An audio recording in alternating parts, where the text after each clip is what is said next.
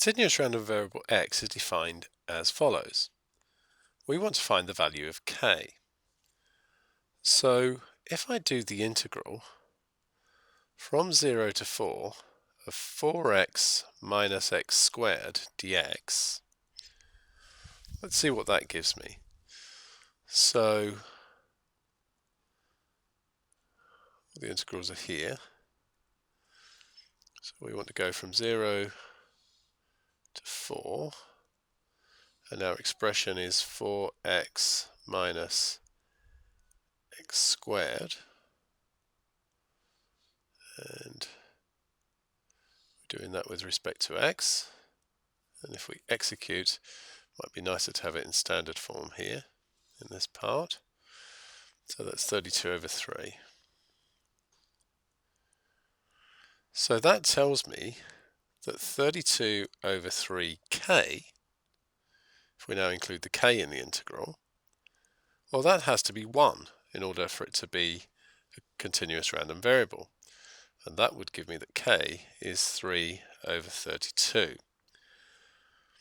So the next couple of parts can now be done again using the calculator. So this one here, I'm not going to put an equals there actually. Let's just get rid of that. That's just going to be the integral from 0 to 1 of 3 over 32, 4x minus x squared dx. So if I just copy that, and I'm going to put, first of all, 3 over 32, and then paste that, and I need to change that top limit to a 1, and that should give me the answer, and it's 5 over 32.